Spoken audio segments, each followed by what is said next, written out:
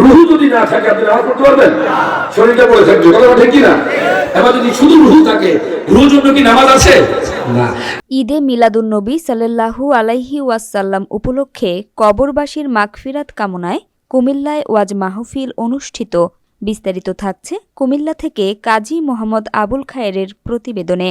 মহা ঈদে মিলাদুন্নবী সাল্লাল্লাহু আলাইহি ওয়াসাল্লাম উপলক্ষে কবরবাসীর মাগফিরাত কামনায় এক বিশাল ওয়াজ মাহফিল অনুষ্ঠিত হয়েছে। রবিবার কুমিল্লা সদরের ধনপুর জাতীয় ঈদগাহ মাঠে প্রবাসী ও যুব সমাজের উদ্যোগে এ মাহফিলের আয়োজন করা হয়। রুহুর জন্য কি নামাজ আছে? না। বাজানদের দেখেন আব্দুল বলা হয়, বান্দা বলা হয়, রুহু এবং বডির সমষ্টিকে। ওয়াজ মাহফিলে সভাপতিত্ব করেন হাজী মজিবুর রহমান মোহন, সাবেক মেম্বার। প্রধান মেহমান হিসেবে উপস্থিত ছিলেন চট্টগ্রামের জামিয়া আহমদিয়া সুন্নিয়া কামিল মাদ্রাসার লেকচারার শায়েখ মোহাম্মদ জয়নুল আবেদিন কাদেরী। বিশেষ ওয়াজিন হিসেবে বক্তব্য রাখেন কুমিল্লার খ্যাতনামা খতিব হাফেজ মোহাম্মদ রায়হান জালালী আশিকি। এছাড়াও ওয়াজ ও দোয়া পরিচালনা করেন মাওলানা জহিরুল ইসলাম মাইজ ভান্ডারী সাহেবসহ উপস্থিত উলামায়ে মাশায়েখগণ। দুনিয়াতে ঈমানদার কে এটা আমরা দেখছি না, আমরা সবাইকে ঈমানদার মনে করছি।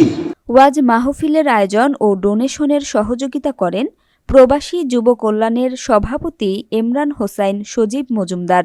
প্রধান ওয়াজিন তার বক্তব্যে বলেন, মুসলিম যুব সমাজকে অবশ্যই কুরআন ও রাসূল সাল্লাল্লাহু আলাইহি ওয়াসাল্লামের সুন্নাহ অনুযায়ী জীবন পরিচালনা করতে হবে।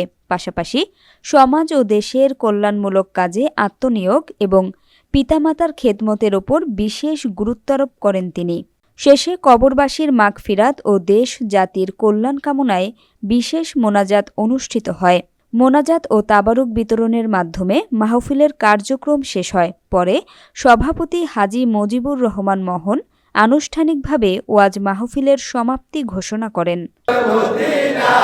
বলেন আমার মনের জল্পনা কল্পনা নবী যাব মোরা।